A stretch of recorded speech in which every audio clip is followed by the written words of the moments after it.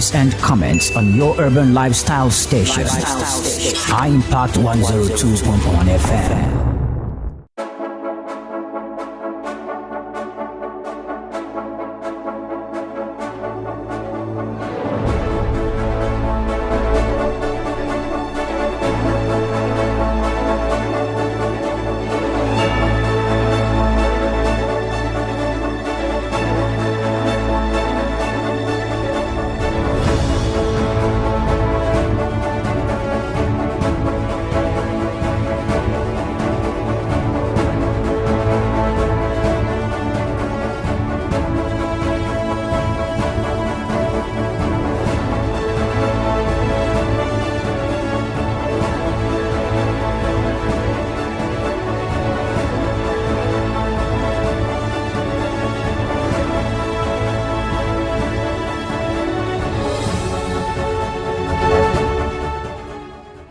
High Impact Radio 102.1 FM. Good morning, Lagos. Good morning, Nigeria. Good morning to you this beautiful Monday morning, the 21st day of October 2024. Yesterday happens to be the memorial service for the NSAS, people. So 4 years.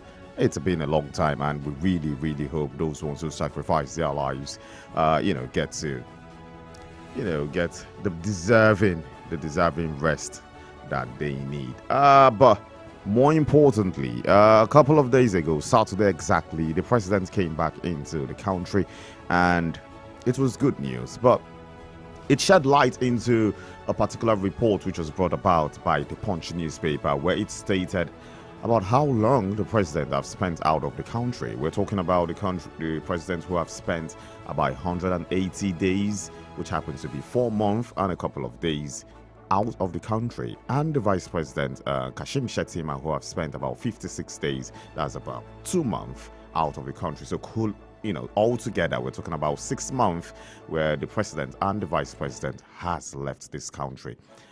And noting that apart from the fact that it has been 6 months out of the 17 months which this administration has started, we've had a couple of trips, which is over 41 trips for the president and about 20 or thereabouts for the vice president. And many which they say it's because they are going to get foreign direct investments into the country, which is beautiful, in as much as we have so many people saying fix the country properly, make it work, and the investments will come looking for you. But hey, the administration says they are going to look for those investments and make sure they bring these investments back into the country. And what everyone is waiting for is, after all the trips which so much resources has been spent on, after all the trips which this administration has taken, hopefully we will start seeing results coming from this trip. We will start seeing foreign direct investments which will come into the country and better the lives of the average citizens. Because at the end of the day, if all the trips that are taken brings foreign direct investment and it does not reflect on the life of the average Nigerian, then it does not favor us in any way. If all the traveling that has taken place just to make sure that investment comes into the country and it does not show into our daily life, it does not show on how spending, it does not improve our income, it does not improve some sort of electricity, it does not improve the economy, then what was the use of all the trip? But we are still looking out. We're still here hoping that at the end of the day, probably in a month time or in 2 months time, we'll have a result and say, okay, the 6 months that have been spent out of the 17 months in this government traveling to go get foreign direct investments, these are the results. I think that is what every Nigerian is waiting for. Welcome to the newspaper review. My name is Uche Okorie, and I say welcome to the show one more time. And I want to tell you that you can always be a part of the conversation if you reach us on 0700 1021 1021, or you can reach us via text or WhatsApp on 0907 224 5018. We are also on all your social media handles. Yes, we're on X, FKA, Twitter, we're on TikTok, we are on Instagram as well at impact 102.1 FM. That is Impact 102.1 FM. We are streaming live on Facebook at our Impact Radio 102.1 FM. We are also streaming live on YouTube at our Impact 102.1 FM. So hey, go subscribe to our YouTube channel, click that button and click on the notification icon so you can get to know whenever we are live in the studio. Yeah, I am not alone again. It's always a double affair, and it's good to always see you on a Monday morning. Good morning.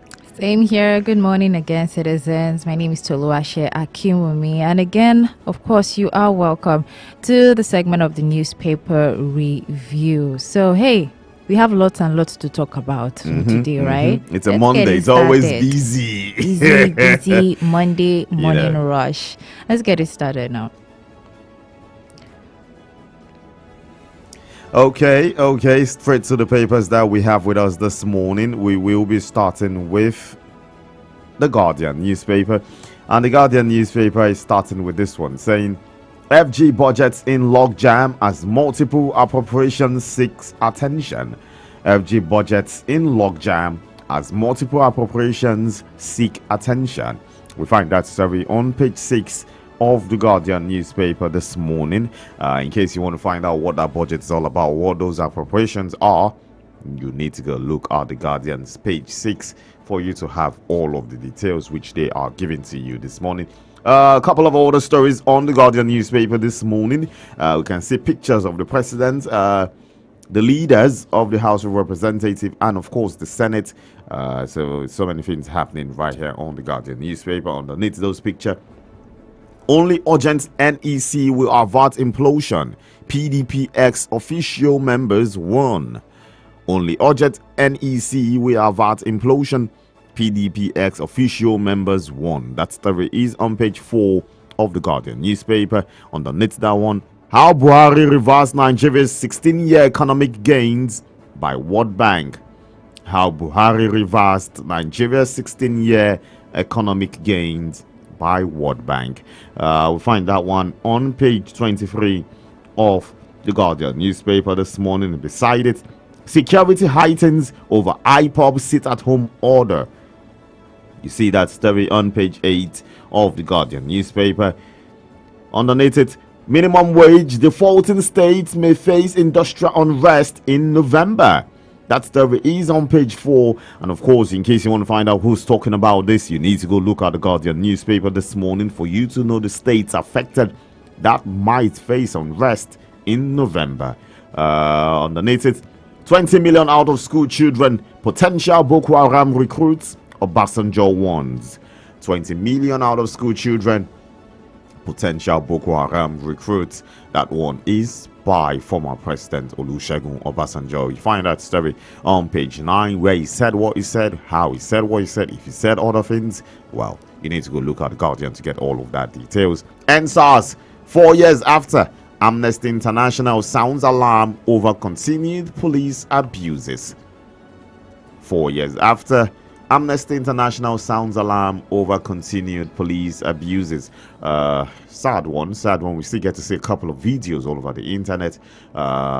Sometimes in the southeast, sometimes in Lagos here, sometimes in the other parts of Nigeria, the southwestern part of Nigeria, and we still get to see videos of alleged police harassment, because most of the times we do not have details of what happened, but we just kind of see maybe probably pictures or videos, or probably them chasing someone. Over the weekend we heard of a story allegedly where police chased a young man until he fell into a ditch and he died in the ditch, allegedly anyway. So it's really, really sad one. So when this kind of issues keep coming up, and you get to wonder, then what really did the people who fought for the NSAS, what really did they fight for? Was it achieved?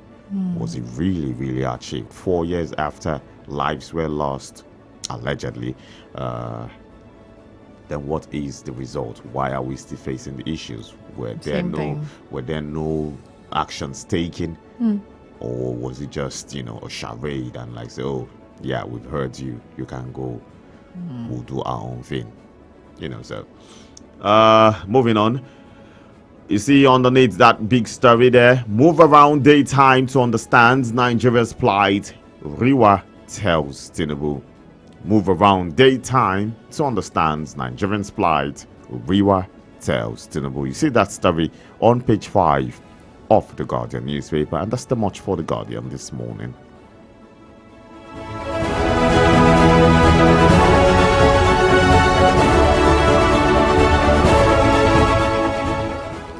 And to the Punch newspaper, front headline, the front page says, grid collapses 105 times in 10 years, despite $1.4 billion loans. This one is on page 2, 105 times. We've got two riders here. Government fails to access additional $2.96 billion World Bank approved electricity infrastructure loans. And then the other writer says Buhari records 93 grid collapses. Tinubu 12 insistence grid collapse worries NERC consumers. You just wonder why sometimes one can be having lights at some places where there's light, and then they'll just be like, oh, it's off. And the first thing people just say that, oh, it's the grid that collapsed. It's the grid that collapsed. And well, if you want to have more details on that, you can just go to page 2 of the Punch newspaper. Now, beside the nameplate, we have some news concerning the Ondo governor poll. Ganduje, APC governors woo aggrieved aspirants for Ayedatiwa. That one is on page 21. Also on page 21, INEC rejects PDP's request for state REC redeployment. You can find all of this on the Punch newspaper. Now, above the nameplate, we find current insecurity worse than during my government. Current insecurity worse than during my government. This is according to one of the presidents, ex-president actually, and that is Obasanjo. You can find all what he's saying on page 8. When you move to page 35, you can find petrol marketers import 123 million liters and continue talks with Dangote. Petrol marketers import 123 million liters, continue talks with Dangote. And we have another story here. Army debunks Chief of Army Staff death rumors, retires 15 generals. This one is on page 45. Still on the Punch newspaper, also on page 45, we find NSAS, hashtag NSAS Memorial. Amnesty, activists tackle police over protesters' harassment. And below that story is quite interesting. You can go to page 45 to find much more about this. Below that, we find Super Eagles striker Boniface survives car crash in Germany. Oh, thank God for that. That is on the next page on page 46. Page 46, you can find all that story about the Super Eagles striker Boniface. And below, we also have more stories. Foreign investors dump 355 billion naira stocks over forex crisis. This one is on page 37. Besides that, Canada-based nurse, 2 businessmen nabbed for drug trafficking. This one is on page 5. And lastly, on your dam sacks Ogun, Lagos communities as flood water rises. This is on pages 6 and page 45. All of the stories you can find on the Punch newspaper. You might just want to grab one on your way to work or anywhere else that you can find it.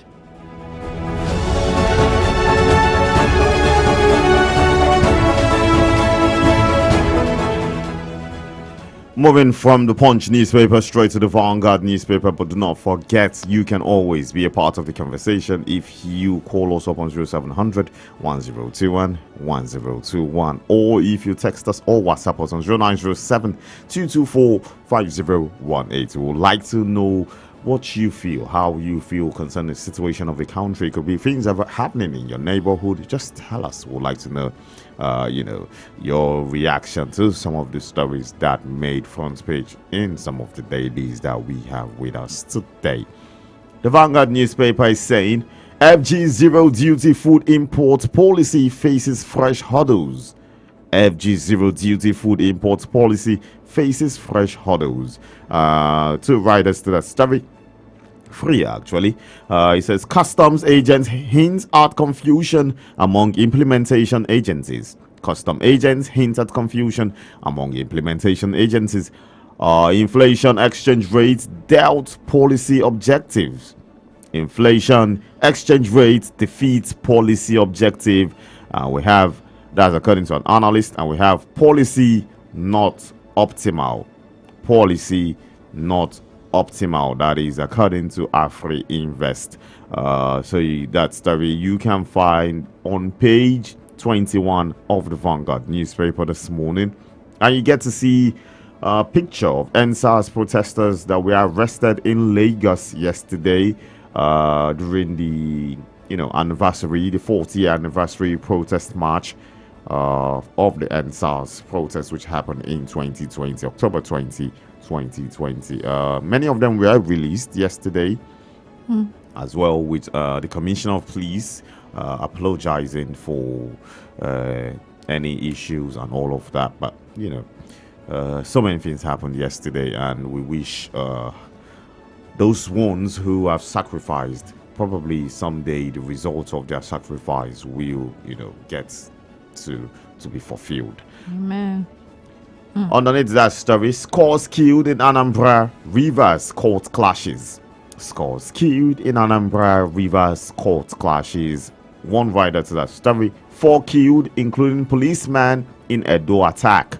You have that story in page 6 of the Vanguard newspaper. Underneath that one, DSS replaces Tinubu CSO Fasasi with Rashid Lawal.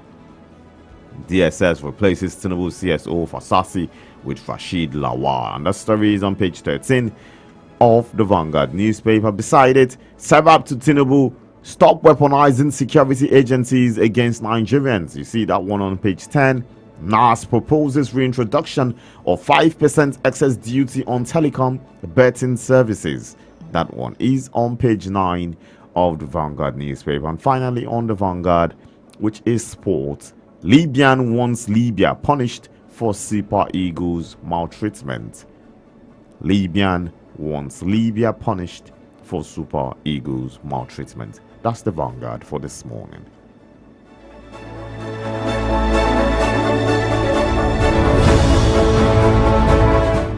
Zero 070010211021 is the number to call, and if you want to send a text message, either WhatsApp or normal text message, just send that to 0907-224-5018. Now, taking the Daily Trust, we find here front page says CNG commercial drivers orders task government on infrastructure refueling stations. Two writers to the story, the cry high conversation cost, and another, petrol filling stations should be made to install gas facilities. This one is on page 4. If you grab the Daily Trust newspaper, just turn to that page to read much more about this story. At the top, we find Elagbaja not dead, says Army. This one is on page 6. When you move to page 22, we find a legal battle over electricity tariff hike not over. This is according to MAN. And also another news, sad one actually, 11 killed in Anambra court clash. This one you can find on page 25. Below we find pictures actually of this is a state task force, and let's see what we have here. So some of the hashtag EndSARS Memorial protesters arrested by the police, singing a solidarity song inside a police van during the 4th remembrance in Lagos State yesterday. A lot of people were just trying to. Some people came out yesterday trying to remember every single thing that was said that actually happened. It being 20th of October, that happened like 4 years ago, and apparently they got arrested. So just grab the Punch newspaper and you'll be able, the Daily Trust newspaper, and you'll be able to find much more stories on this. Below that, we find police arrest, release #EndSARS memorial protesters. Now this one with the picture you can find on page 45. And 3 other stories here.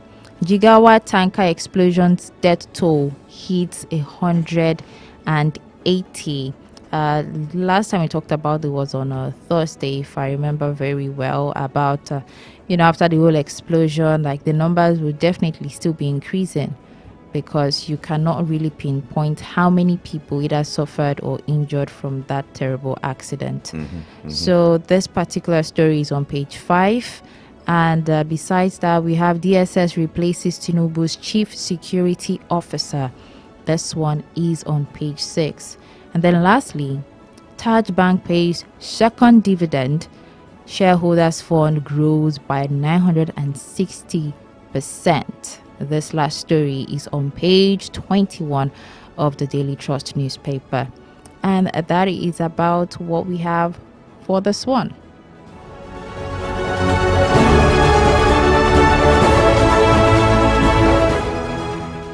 Well, that's much of the papers that we have with us this morning. Remember, you can always be a part of the conversation where you can get to share your plights concerning things happening in the country and some of the reactions to some of the things you find on the dailies this morning. One of the messages we have with us right here in the studio says, good morning, my brother and sister. This is Nnamdi Oye from Ogba. Good morning. Good morning, Nnamdi. And it says, on Jigawa State fire explosion, I console with the families of those over 105 victims that lost their life during Jigawa fire tanker explosion on Tuesday. Poverty in this country is the major cause of this tragic incident. It is the same hunger and poverty that makes some people to take the risk of drawing fuel from highly inflammable petrol tanks. Not everybody can endure hunger and poverty. People should take note of this. Although a thief is a thief, whether he's living in abject poverty or affluent. But the difference is poverty in mindset or mentality approach. God bless two of you. On economy reform, this present administration economic reform of oil subsidy removal and devaluation of the naira, which resulted to this recent increase of pump price of petrol, coupled with transport fare hike, which also caused the high cost of food items and other essential commodities in the markets nationwide, shows that this federal government present economic reform has done more harm to Nigerians than good. Nigeria is already being destroyed by bad economic policy of the past and present government, because hunger, suffering, poverty is staring on the faces of an average Nigerian. Well, that is Nnamdi Oye from Ogba. Well, that is detailed information of everything which he wanted to talk about. But hey, you can still also share your own input to this particular show or about things that are happening around your neighborhood. 0700 1021 1021 0907 224 5018. That will be for your WhatsApp and your text message. Let's go on a break, and when we come back, we will be moving to the next segment of the show where we get to speak to our in-house analysts. Don't go nowhere. It is your urban lifestyle station. I know, and I love you too. This is why I've made it so that you can now have me everywhere you go. www.highimpactstudios.com. Press play. Links in our social media bio. Click at High Impact 1021 FM. Or you can just go the regular way. Turn on your radio and tune in to 102.1 FM. We love you at High Impact Radio. Mwah! See, there is no separating us now.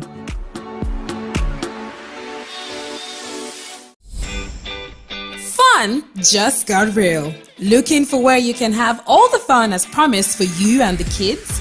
And yes, daddy included. High Impact Planet Amusement Park and Resource is just the place. Over 60 rides and games with all the food you can imagine, from mega-sized pizzas to super chili ice creams, and even a 5D cinema. Yes, a 5D cinema.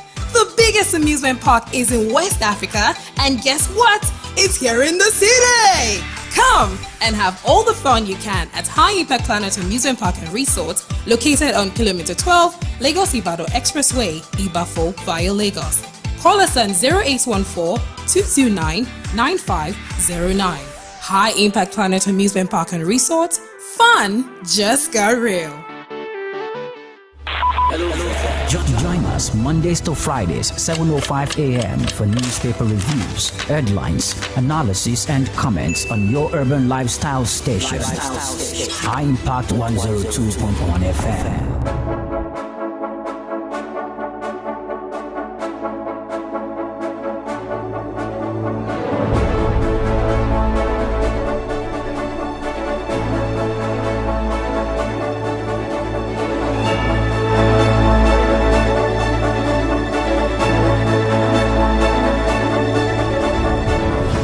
Impact Radio 102.1 FM, 26 minutes before 8 a.m. In case you are just joining us, you're a bit late, but you're still on time for the next segment of the show because we are just done with looking at the papers, but we are right on time to speak with our in-house analyst who happens to be a social commentator, political analyst, in the person of Barrister Tuji Abdulhamid. Good morning, Barrister. You're welcome, sir.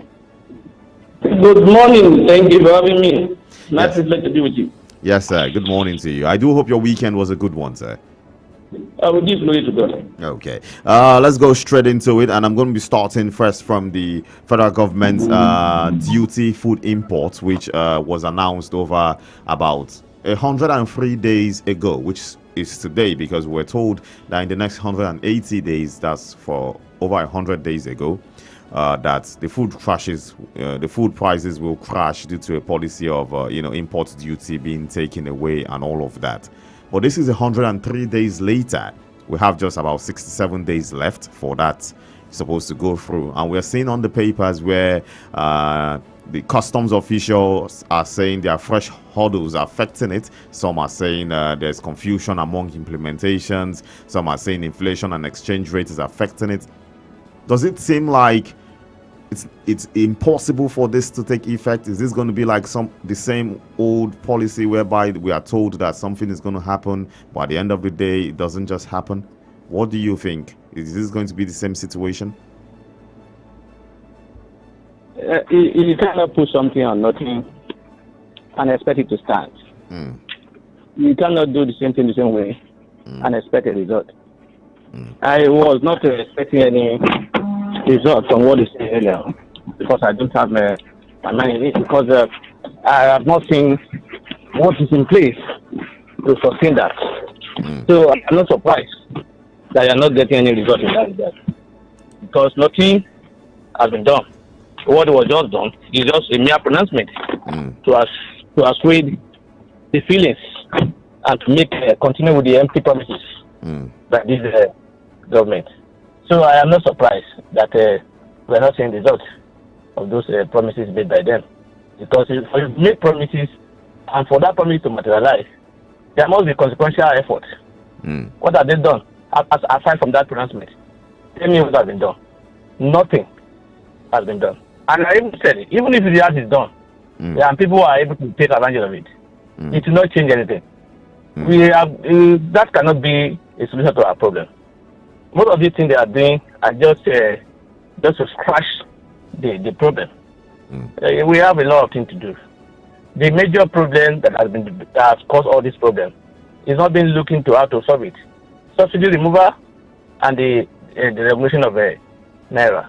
Until we have solution to those things, we may not be able to get out of the hood that we have.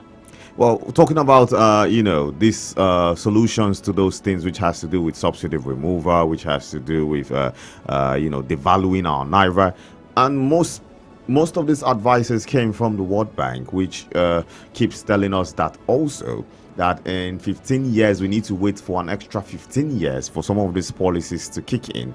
And we're seeing some other countries. We even saw reports that came out over the weekend where we see some top countries like the United States, Saudi Arabia, and some top countries which still offer subsidy in most of their key resources when it comes to fuel, gas, electricity, and all of that. And it begs to wonder, should we keep still taking economic advices from the World Bank, or should we find a new means of making sure our economy work for ourselves?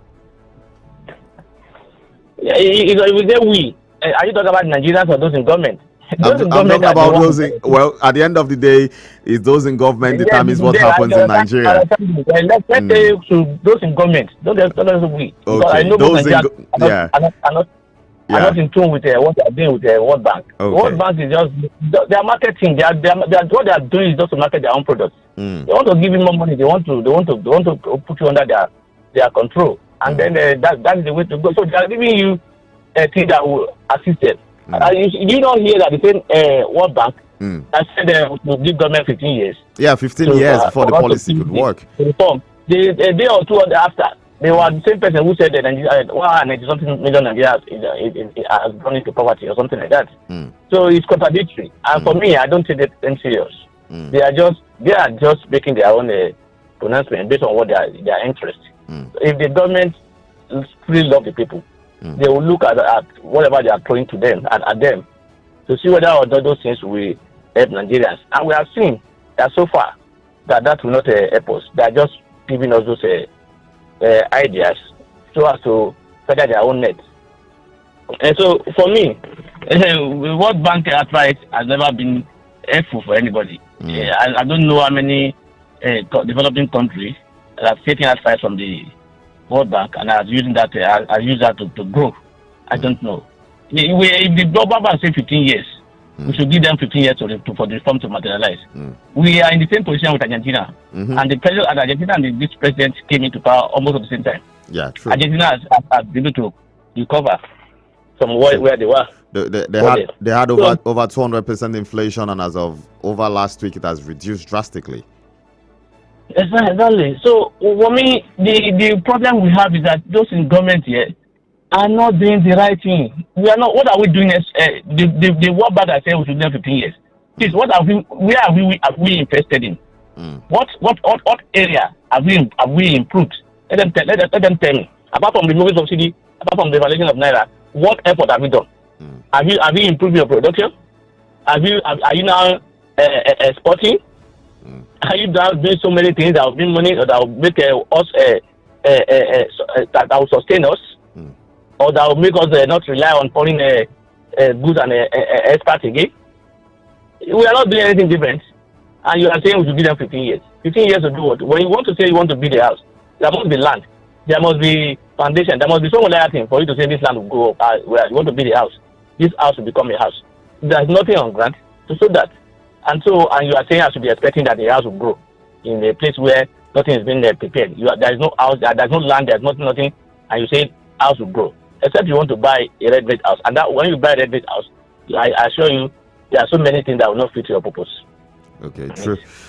You talked about investments, talking about things that were supposed to have been done to make sure that all these things work out. It's not just, telling us word of mouth policies, but actually foundational stuff needs to be done for all these policies to work out. And many, especially those who are pro-government, have said these are the reasons why the president has been traveling and the vice president has been traveling, to make sure they go get foreign direct investment. And so many people say, hey, you need to fix your nation and the investment will be attracted to the nation. And we see the president has got into the Punch over the weekend where they said both the vice president and the president have spent a total of about 6 months in their 17 months of administration traveling. Resources have been used. Do you foresee any foreign investment coming out of all these trips that have been made?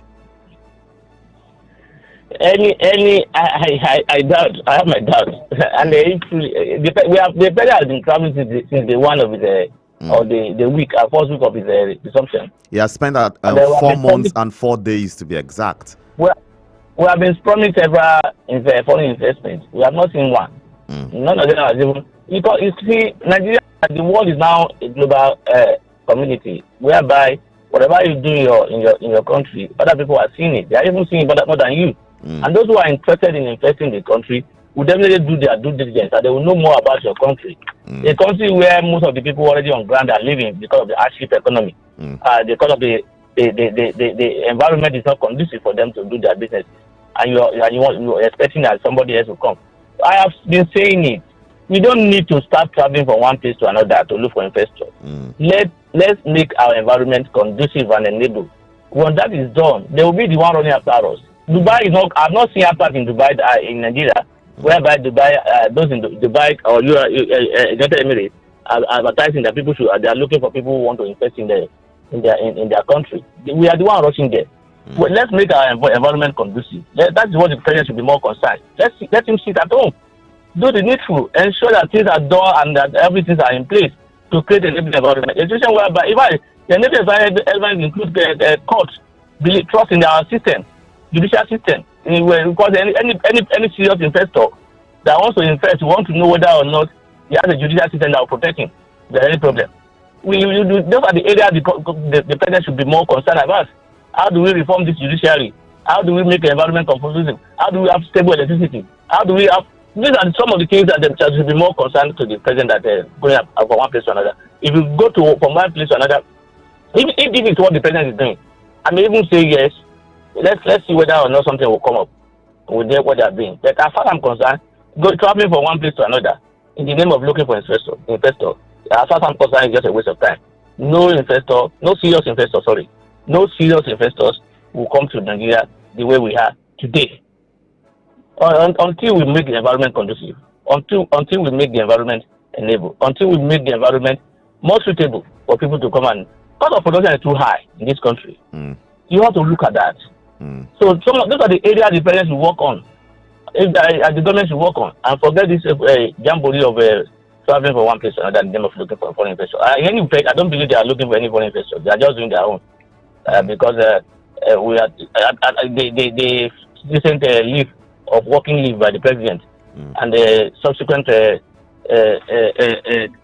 what's it called, transit to another country. Should that be a foreign search for foreign investors as well? Anyway, I don't believe in that. What they are doing, it's not going to give any results. As I'm concerned. Okay. Let's look into transparency now, as transparency in every sector is what makes every society be strong. And we've heard rumors over the weekend of the death of the Chief of Army Staff in person of Lieutenant General Lagbaja, and the army has come out to debunk that rumor, saying it is not true. But let's backtrack a little bit. This started way back when the first rumor came out that the Chief of Army Staff was smuggled out of Nigeria and taken out of the country, allegedly smuggled out of Nigeria and taken out of the country for treatment, which was denied at first. Then later, the Nigerian army came out to say, yeah, truly, he has gone out, he traveled and he has gone out to seek treatment. And now we are seeing another rumor talking about his death, and they have debunked it. And also, they got to retire about 15 generals at the same time. And it begs the question, how can we be so sure you are now being sincere? Because if the first news that broke out, you denied and later accept, and this one breaks out and now you've debunked it as well, how can we be sure you're real? What would it take to make the Nigerian army and every other government institution be transparent so that the Nigerians can get to know what truly is happening in their system? And do you really think there's sincerity in what the Nigerian army is saying concerning the health of the Chief of Army Staff? Yeah, I think one thing they've done is to indirectly confirm to us that the man is not sick. He's sick. They indirectly they confirmed that to us. So that is laid to rest, whether or not that the rumor of his ill health. The rumor of ill health has been laid to rest because it's stated in their whatever that he went for a medical treatment. I wish him long life and more long life and life. If what they say is rumor, I pray it remains a rumor. I wish him a quick recovery in his head. You see, it has become an habit, our culture in this world. When we have a president who spent months abroad and nobody could tell this is a problem with the president. But at the point they were even denying that nothing is wrong with the president. I'm not talking about this president. We have so many of them like that. We have had Yar'Adua. Yeah. We've had President Muhammadu Buhari, former President Muhammadu Buhari. We have the current president. So many occasions he will travel abroad and nobody will know what exactly the travel was for. And people will conjure and rumors of certain illness or something like that. When you go give the information, when you don't tell people what is on ground, people will bring out things that are not proper.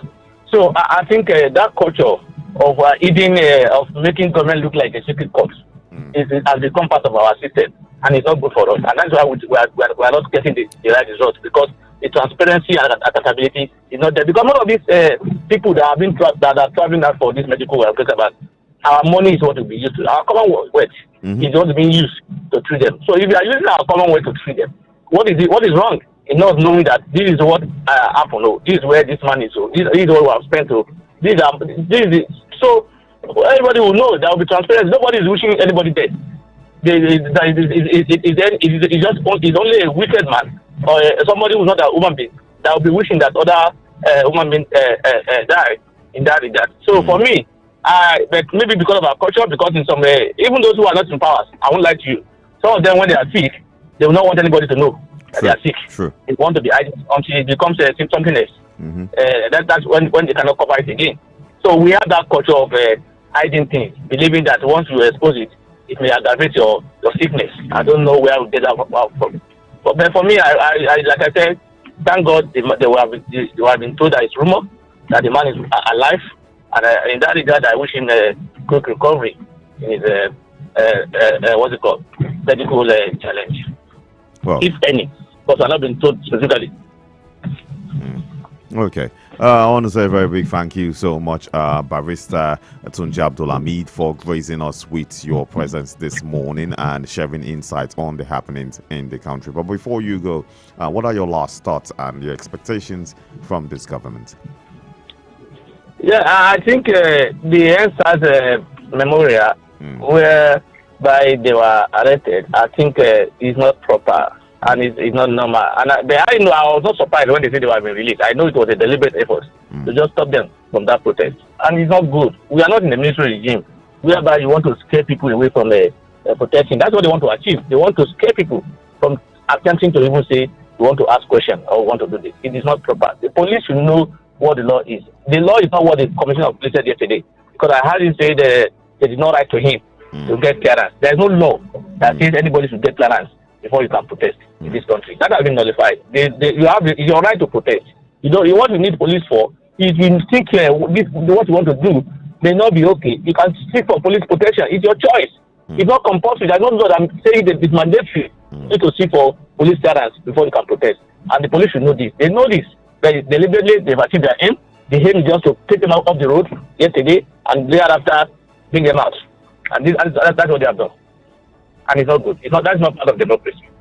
And unfortunately, again, this fight we are talking about, police will benefit more in the fight or in the protest that they are doing. And yet, the same police will be the one charging and arresting people. It's a shame and unfortunate. Well, that's a fine place for us to leave it this morning. Thank you so much, Barrister Tunji Abdulhamid, for joining us on the show. It's always an honor to have you talk to us. Thank you for having me. It's my pleasure to be with you. Good morning. Good morning, sir. Have yourself a good day ahead. Thank you.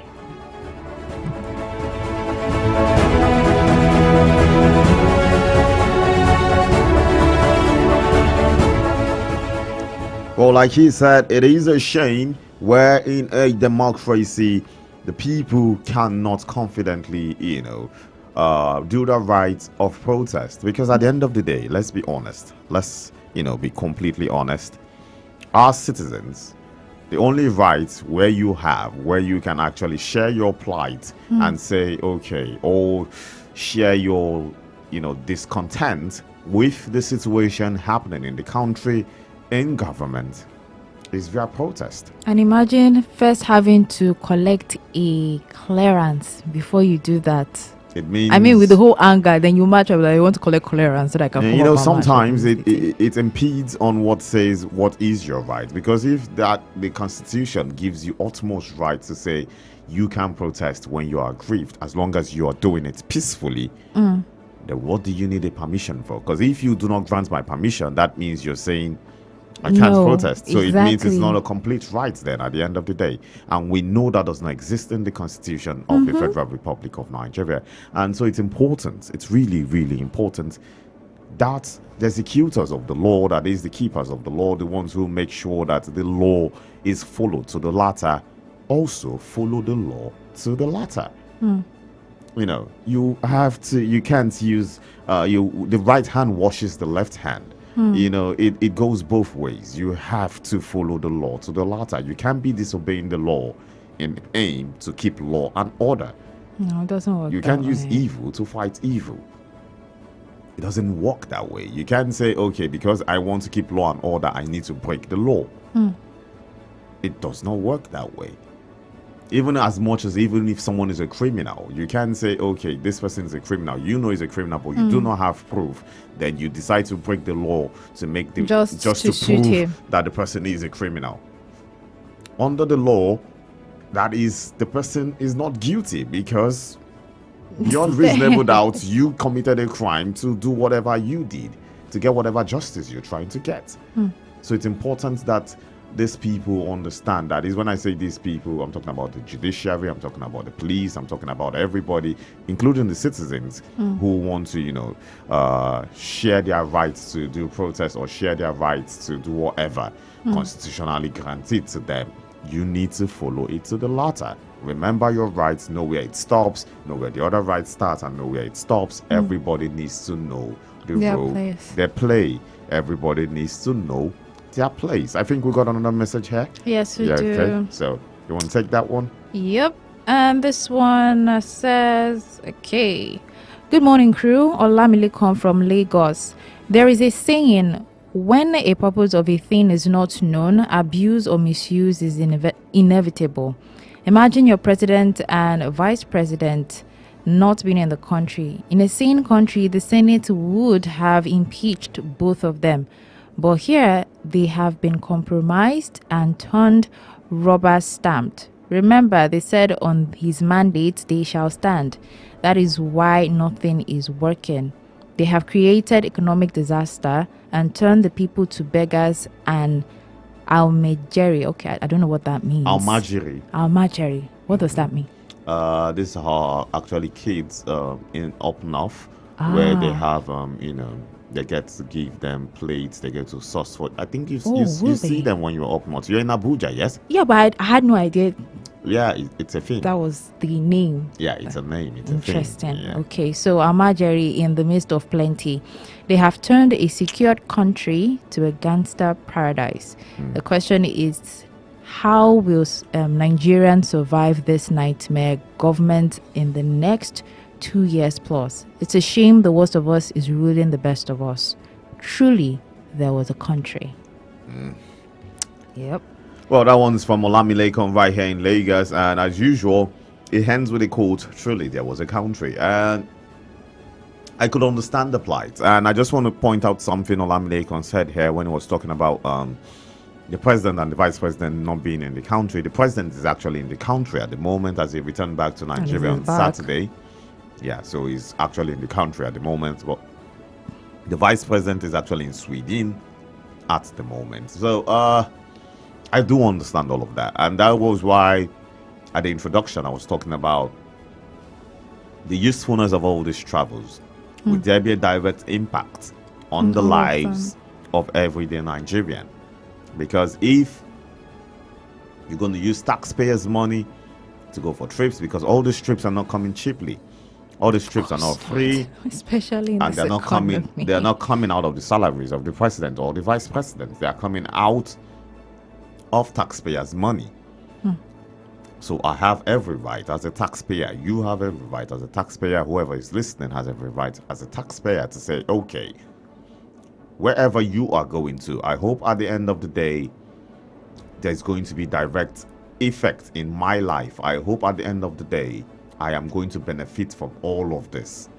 It is our right. It is our constitutional right to demand all of this. And we do hope that the government will focus on the right things. Like Barrister Tunji Abdulhamid said, we need to fix everything at home here first. It's not rocket science. They will see, they will know that, something is happening in Nigeria, and they will come to invest. Nobody sees an investment opportunity and runs away. But we need to fix Nigeria first. Nigeria needs to work. The working society needs to exist. A judiciary people can trust, where I can just pick up myself and say, okay, I'm going to the court, and I know that truly, the court will be the last hope for the common man. But right now, is it truly the last hope for the common man in Nigeria? After going there, still be seeking. I don't know. I do not have an answer to that. But as a Nigerian, sitting wherever you are, ask yourself right now, is the court truly a common man, the last hope for the common man? How many Nigerians will have an issue right now and is thinking, I'm going to the court, especially if he has an issue against the government? How many of them will feel confident that when they go to court and they know that, yes, truly, I am on the right, and they sue the government, they can win that case? That is when someone can confidently say, hey, I trust the judiciary, and I can put my hope on the judiciary, and I can invest in a country, because they know if you try to mess up with my investment, I can go to the court and seek redress, and if I was right, I can win and gain back everything that I have lost. And that's how we call it a conclusion to today's newspaper review right here on our Impact Radio 102.1 FM. We will be back tomorrow, same time, same station, to give you another exciting edition, another filled up with information. So hey, you want to keep it up with us tomorrow, same time, same station, via Impact Radio 102.1 FM. My name is Uche Okori. Have yourself a good Monday. And my name is Toluwase Akiomi. Of course, the Morning Impact Show continues. Stay with us.